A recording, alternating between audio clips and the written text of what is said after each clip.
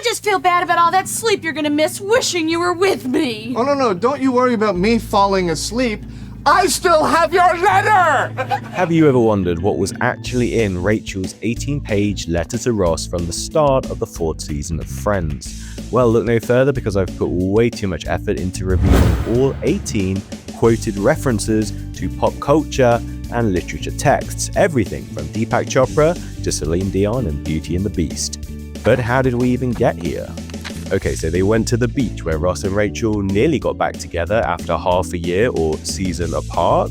We started the first episode of the 1998 season, the one with the jellyfish, with Ross choosing Rachel over his current girlfriend, old Bonnie, who he then breaks up with, and during this long and arduous process, Rachel has some time to pen some thoughts that she needs to get Ross's opinion on before even thinking of getting back together with him. 18 pages, front and back of emotional ramblings. Ross tried to get cracking on that baby at 5:30 in the morning, but promptly falls asleep.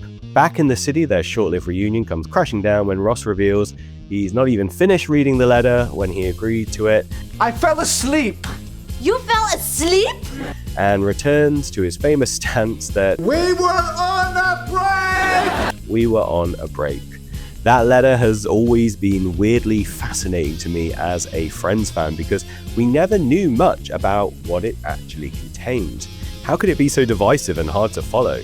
We did get some quoted parts from Ross in the episode when talking to Joey and Chandler, and we know it hinges on the crucial "does it?" question. Does that seem like something you can do? Does it? No. But how could there be 18 pages of thoughts? How did they even arrive at that number? It felt a bit like a cheat back then, that we knew it existed, but it was played off as a joke. The actual substance of the letter didn't matter, other than it was dull or incoherent enough to send Ross to sleep. In 2012, the high-def Blu-ray release of Friends meant we could finally glimpse at parts of the letter, like the "My Dear Sweet Ross" opening and the "I Love You, Rachel" sign-off, occasionally being visible but never shown in a close-up.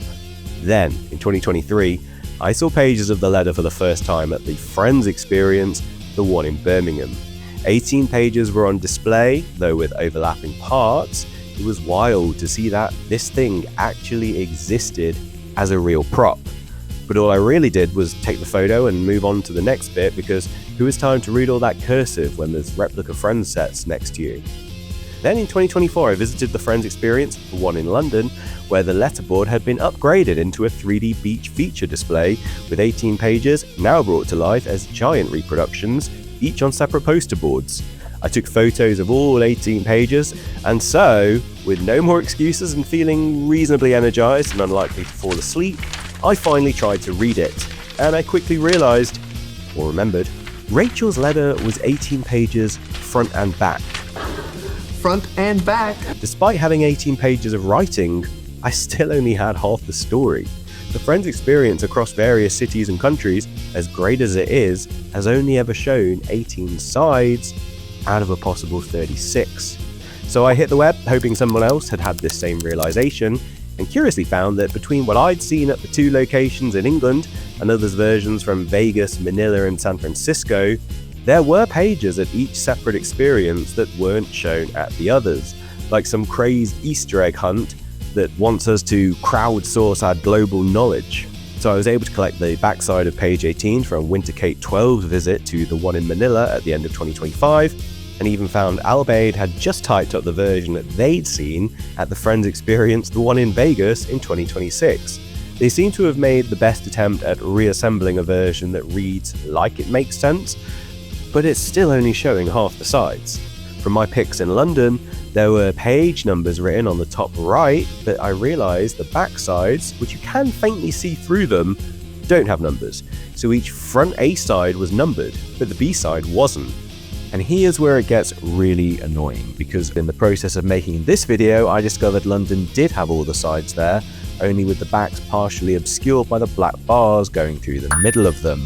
At the time, I'd never considered the backs having different text on, assuming they were just reprints of the front. So it was through watching Slope's Adventures walkthrough, and with huge thanks to Daniel, who even made available his photos of the backs of the boards, apart from page 14, I was finally getting close to having it all. And so I started my mission to reassemble the text of all 36 sides of Rachel's letter to Ross. Oh boy. I started by transcribing all my London pages, the A-sides for each, and then plugging in the missing information from the Vegas, Birmingham, and Manila displays. I found the Vegas version was sometimes out of order, confirmed by Google whenever there was an extract that continued from another page. Even after that whole process, I was still about 6 sides short. And so what followed was me playing around in Photoshop, horizontally mirroring the front page from London and playing around with these sliders for contrast levels and HDR settings to try and make the faint bleed-through text more legible.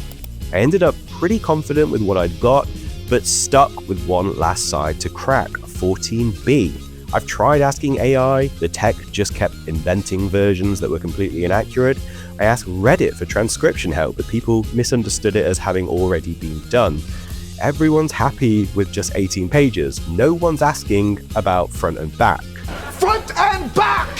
Teaming up with AI to basically act as a paleographer team, I was able to solve the mystery of what was written on the whole thing and reverse identify the sources quoted throughout. So if you want to take a listen to my full version, check out my accompanying video, Fall Asleep to Rachel's 18-page front and back letter to Ross with beach sounds. Because what is the internet for if not to hear a Jennifer Aniston voice-alike read 36 sides of quotes and ramblings from a 90s episode of television? So what's actually in the letter? Well, it's definitely more of a prop than a canonical document, so it sadly does not go on for 5 pages about how Ross was unfaithful to her with that girl from the copy place that I can't remember the name of, nor does it misuse your versus YOU apostrophe RE. It doesn't even include the quoted line, "If you accept full responsibility, I can begin to trust you again." Does that seem like something you can do? Does it? Sorry? Does it? Does it? Does it? Yeah, I wanted to give that whole does it part just another glance. What it does do is draw from a number of very 90s sources with keywords that wouldn't look out of place if a camera happened to catch a glimpse of the page in shot, and it definitely would have helped David Schwimmer get into character and fall asleep if he genuinely tried to plow through it. The big thing to realize is that it's not a simple or even always coherent narrative. In places, you're left thinking, could it be any more stream of consciousness? It sounds like the Be Your Own Windkeeper self-help book from season 2, as she lifts heavily from Deepak Chopra's 1994 book, The 7 Spiritual Laws of Success, a practical guide to the fulfillment of your dreams, which is somewhat divisive for straddling the line between applicable wisdom and vague nonsense. It's featured over 7 of the 36 sides. It would have been just the ticket to knock out a already sleep-deprived Ross. Who knew Rachel had so much self-help wisdom in her?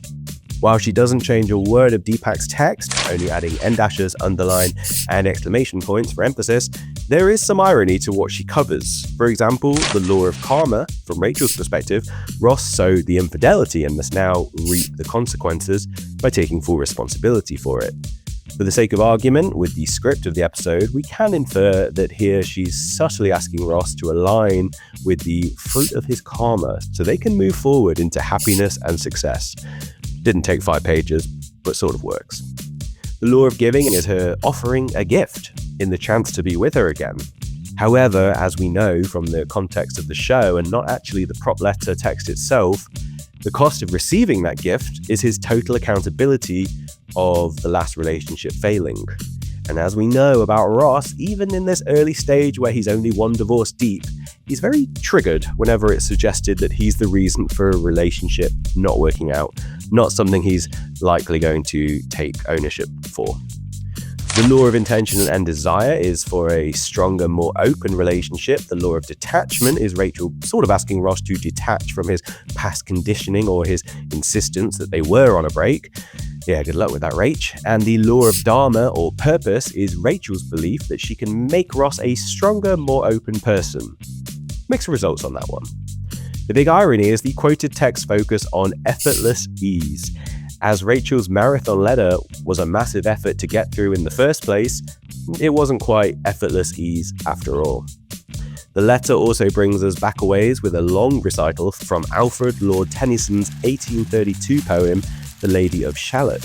And this is quite clever because it explores the conflict between artistic isolation and real-world experience. It is often interpreted as a metaphor for an artist's detachment. Basically, I see this taking us out of the episode as the prop masters having some fun with a text that suggests that art offers only a glimpse, but not the reality of life. Very meta commentary for a prop functioning as an emotionally charged document within a sitcom episode. And it gets even more musical as it includes partial lyrics to 13 songs, and these we can apply to Ross and Rachel's situation too. Lyle Lovett's 1996 song Who Loves You Better is a guilt-soaked tearjerker that explores the remorse of a straying lover, focusing on a narrator who admits to repeating mistakes in relationships, yet challenges their partner to find anyone else who truly loves them better. I wonder if Rachel's metaphorically implying Ross is the one making mistakes. Loreena McKennitt's 1991 song, The Old Ways, which captures a sense of loss for older ways of life, perhaps Rachel admitting to missing what they had back in early season 3. Rachel must have been a big fan of the band Collective Soul, heavily featuring words from 3 of their 1995 songs: Reunion, which is about returning home, shifting from loneliness to finding where one belongs. It reflects personal change and finding peace of heart, often played as a nostalgic or deeply personal anthem. The World I Know is about introspection, compassion, and finding hope amidst the highs and lows of life. And Untitled is a song about self-reliance, personal faith, and rejecting established authority, particularly spiritually or intellectually. Maybe she listens to them while reading Deepak. The next double feature is Rosanne Cash's 1993 songs Sleeping in Paris, which suggests moving past a sinking emotional state toward a secure, romantic and wild freedom. Interesting considering where she ends up at the end of the series, or rather doesn't because of Ross.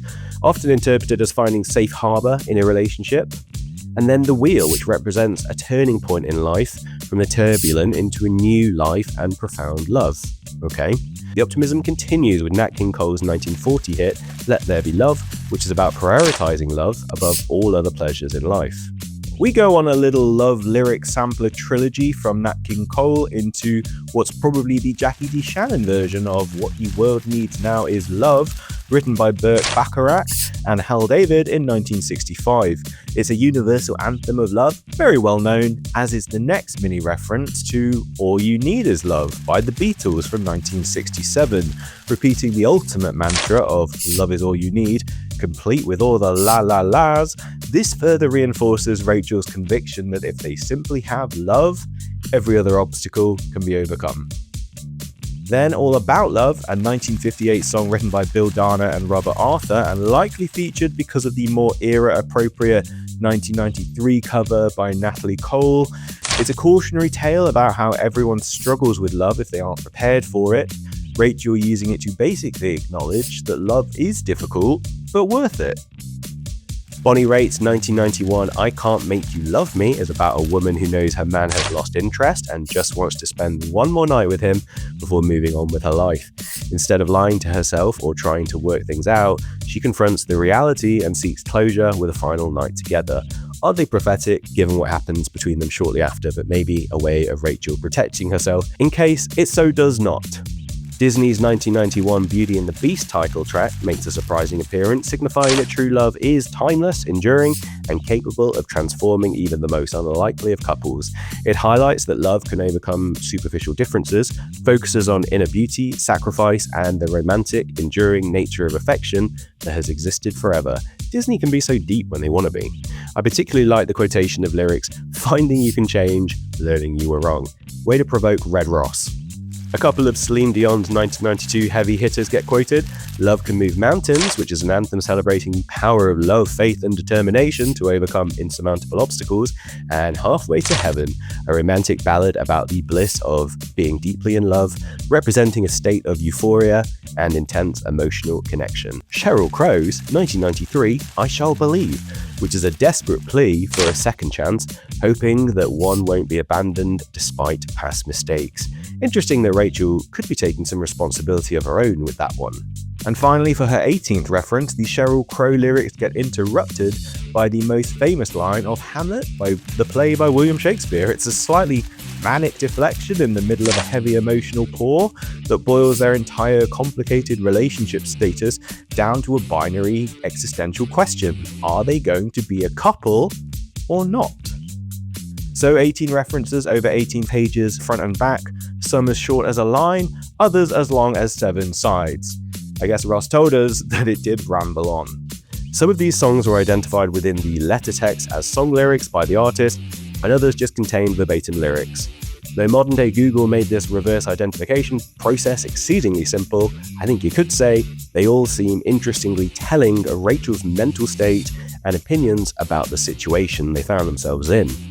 The letter opens and closes with Rachel setting the scene of her hellish experience of the past few months, missing Ross, wanting to be understood, and the belief that they can and should make it work this time. It's an optimistic, if slightly haughty and definitely overlong attempt at bridging a gap. Ironically, if she'd never written the letter, they might have stayed together. But then we wouldn't have gotten the brilliant, petty phase of their breakup. Whereas the first breakup was played very seriously and had heavy emotional ramifications into the episodes ahead of it, the end of this attempt at reconciliation was a much lighter, heightened send-up as they both dug into their respective trenches of belief over why the relationship didn't continue.